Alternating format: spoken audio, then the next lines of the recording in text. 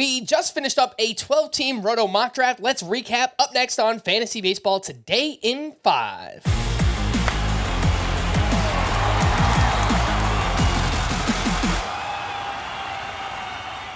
Welcome into FBT in 5 on Thursday, February 29th. Happy Leap Day to those who celebrate. Frank Stanfield joined by Chris Towers, and let's recap each of our teams from the mock draft we just did.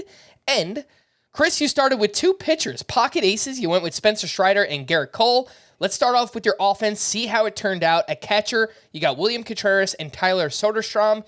In the infield, Yandy Diaz, Bryson Stott, Gunnar Henderson, Bo Bichette, Trevor Story, and Ke'Bryan Hayes. In the outfield, Jarren Duran, Max Kepler, Brian Reynolds, Kyle Schwarber, Christian Yelich, and Byron Buxton for the brand as your utility bat.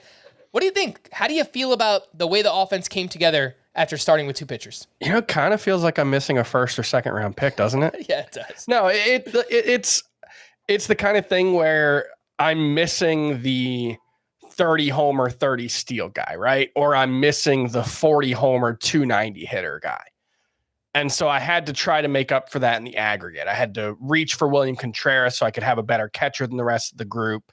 I had to, try to make sure that I got Kyle Schwarber, but then made up for the batting average loss there with like Bryson Stott and Christian Yelich. So it's doable, I would say. It's probably not the best offense in the league, but I don't think it's going to be the worst. And so given the edge that I gave myself with Gerrit Cole and Spencer Strider and the flexibility that allowed me on the pitching side, I think it's an intriguing strategy. Yeah, and I actually like the way the batting average and the steals came together. I know you wound up with Schwarber and Max Kepler. Feels maybe a little bit light on the power side, but you got batting average with Yandy Diaz and Bo Bichette and Ke'Bryan Hayes. You got some speed, Jarren Duran, Christian Yelich, Bryson Stott. So I kind of like the way that it came together. Let's talk about this pitching staff. You got Gerrit Cole and Spencer Strider up top, and then you waited a little bit. You got Justin Verlander as your SP3, followed by Shota Imanaga, Nestor Cortez, and Yusei Kikuchi. Your closers, you got Camilo Doval, Carlos Estevez, and Kenley Jansen. So obviously this is going to be the strength of your team, Chris, but what do you think about the way it came out based on you waiting for your SP3 through 6? The thought I had when I took Gerrit Cole and Spencer Strider together was that would allow me, because I got 500 strikeouts between them and elite ratios over, probably 400 innings between the two of them. It would allow me to take more guys with innings concerns, but who would have really good ratios, good strikeout rates. And that's what I did. And the way I'm thinking about it is I might have been able to get away with maybe instead of both Cortez and Kikuchi and Justin Verlander, really, he's in that kind of low inning range. I might have been better off taking like a Jose Barrios or a Merrill Kelly kind of stabilizer type along with them.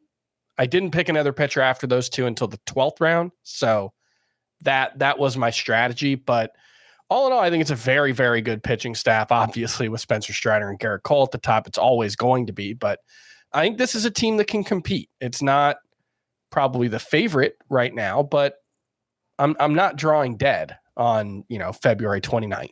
I probably should have mentioned that you were picking 11th in this draft. Yes. I had the 4th overall pick and started completely different. 4 hitters in a row. I started my team with Mookie Betts, Rafael Devers, Ozzie Albies, and Randy Arozarena. Let me read off the rest. The offense, Will Smith and Luis Campusano at catcher. The infield, Josh Naylor, Albies, Devers, Xander Bogaerts, Andres Jimenez, Ryan Mountcastle. In the outfield, Mookie Betts, Randy Arozarena, Ian Happ, Tyler O'Neill, Leody Taveras, and I got Nolan Gorman as my utility hitter. For the pitching staff, I've got Framber Valdez as my SP1 waiting until round 5. I actually think that worked out okay. Followed by Jesus Luzardo, Zach Eflin.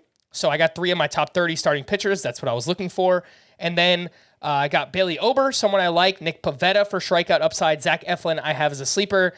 The clear weakness on this team is going to be my relievers because I did wait, and I got Ryan Helsley, Robert Stevenson, and Kyle Finnegan. So I think saves could be a problem here, Chris. Maybe a little bit light on steals as well. I passed up on like CJ Abrams, which maybe I should have took a player like that. But This is what a pitching staff I've been drafting this offseason looks like. And outside of speed, I think the offense kind of rounded out well.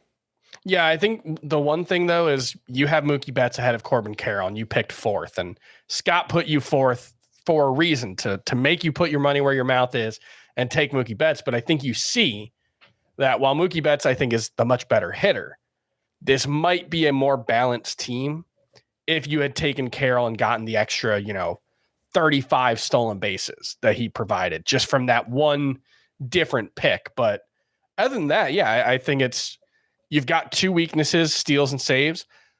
I think an underrated thing, there is value in knowing what your weaknesses are going into the season rather than just like having a well-rounded team that isn't as strong anywhere. You know what you've got to do with this team. You've got to look for steals and saves on the waiver wire and in trades. Other than that, you're pretty good, though. All right, for more extensive fantasy baseball coverage, listen to the Fantasy Baseball Today podcast on Spotify, Apple Podcasts, the Audacy app, or anywhere else podcasts are found. Thanks for listening to Fantasy Baseball Today in 5, and we'll be back again tomorrow. Bye-bye.